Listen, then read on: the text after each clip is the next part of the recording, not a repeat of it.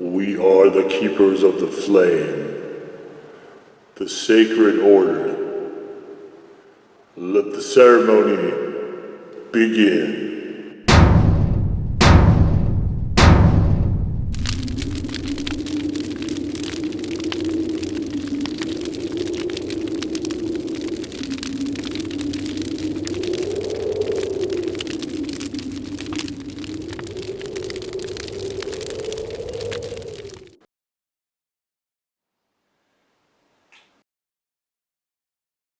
And today, faithful acolytes, we take a look at this. And what this is the Arizona Peppers Organic Harvest, organic again, Chipotle Habanero pepper sauce.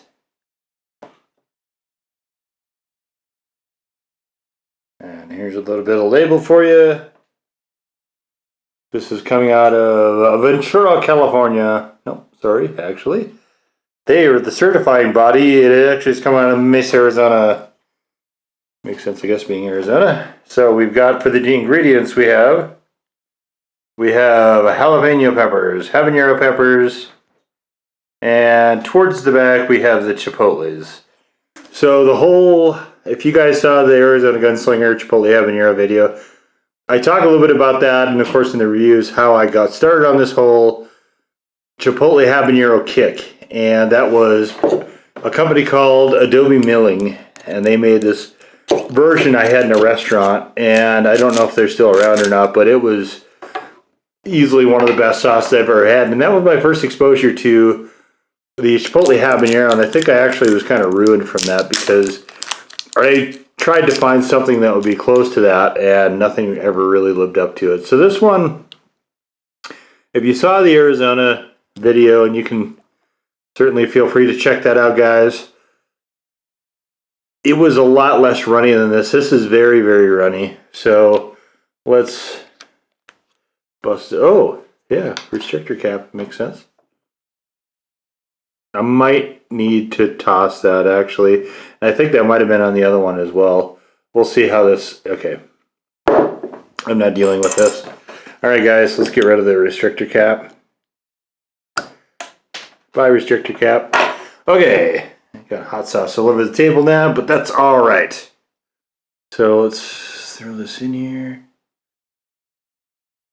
I mean, I understand restrictor caps and stuff like Louisiana sauces, but on a Mexican style sauce, it's a little odd to me. Anyway, it's a beautiful rich color here, guys. You can see that it's very runny still, but get a good look at that. That's a gorgeous, gorgeous color. Nice deep dark red. A little bit of orange in there at the edges. Seems like it's sticking pretty well. I can definitely smell the chipotle here, though. And it smells great. So let's get to it.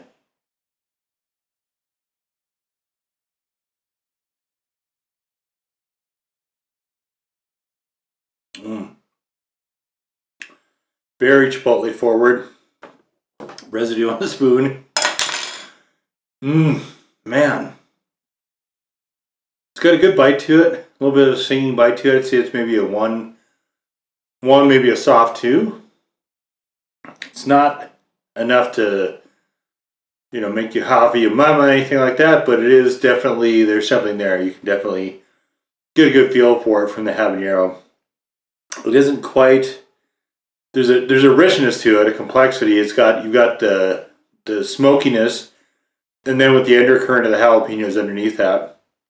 It's not as bright as the Arizona Gunslinger, but it's not quite as chipotle and rich and warming as the Adobe Milling that I remember anyway was. Now, I could be remembering wrong, but I know I went through everything I could find in Chipotle Habanero to try to find something similar to that, and I never did. So maybe I'll just have to break down. I mean, it came in like industrial containers, so it was like gallons, which is a lot more. If I buy gallons of something, I'm done reviewing any sauces in that category, just because I'll just, like, my favorite sauce is probably like all of you. I just eat and eat and eat and eat, you know, and I don't really worry too much about doing a lot of the other stuff because I'm enjoying it so much. But so That's why I didn't want to buy any of the big containers. So now I've got right here, guys, we're in the middle of the COVID epidemic as I film this. So this is it's one of those cheap that you get in the big volume packs of the red hot beef and bean burritos. And times like this, I mean, we have to slum it a little bit, right? And so if it can elevate a garbage food like this, that's really the mark of a very strong sauce. So, fingers crossed, right? Okay, let's get some of this on there. So let's get it on a little bit here. You know, with this type of burrito, what I like to do is just use this almost like a sauce, like an enchilada sauce or something. So I like to cover it, like you see here, and then I'll let it soak in a good minute or so. I didn't get quite the coverage I was hoping for there, but this will work, I think. If not, yeah, plenty more. So we're going to give it a couple seconds here to sink in, and we'll do that, and then we'll just tear into this thing.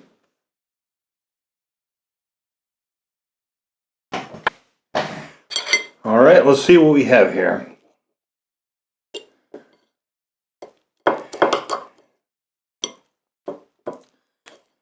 Yeah.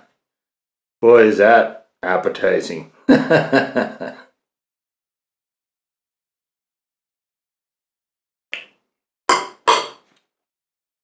Oh.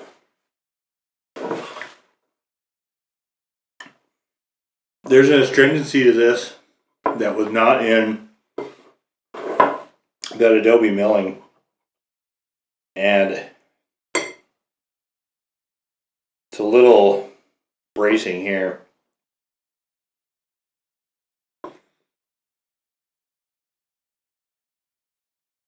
So, I mean, it's a really good sauce on a really poor product. These beef and beans are definitely slumming it. You know, but I mean, we all do that at times, right? We get Totino's pizza or something like that. Straight SpaghettiOs, straight up garbage food. And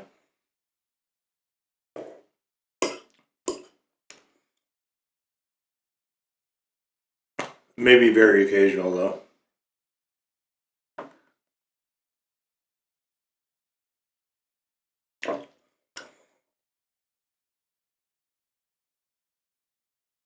So it does make this more palatable, though. Better is a stretch. This isn't, you're not going to fool yourself into thinking it's fine dining, but I would give this maybe it's an easy one.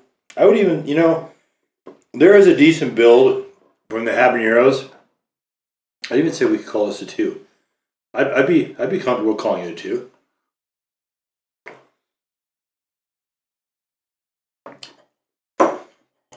Got a little cut on my lip. That didn't feel good.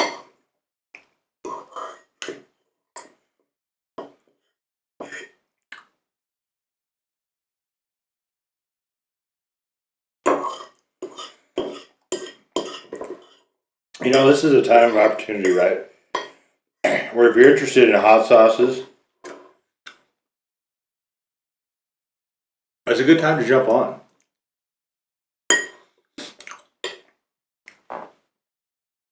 You know, you buy a lot of stuff bulk, and that means frozen stuff, and frozen stuff is sometimes good, sometimes not. You can almost always throw a little magic on there and make it better. You know, and that's really what the idea behind the blog and this video series is to throw stuff out there to try to make food better and more enjoyable. And I mean, this does a good job of that. You know, this one, it strays a little bit away from the thing I really liked about that adobe milling sauce, which was just a really dense and warm and smoky chipotle base. This one gets a touch astringent, and now, as you get into this more, you can get some of the habaneros creeping in. If you've been following the blog, which is, I've been doing that for about 8 years, I think. 8 years? Yeah, 8 years. I keep mentioning that habanero is not one of my favorite flavored peppers. And so this one, just with this deviation away from those things in terms of flavor profile, I like this, but it's not, to me, a fitting replacement, I guess is the bottom line. But it does make something like,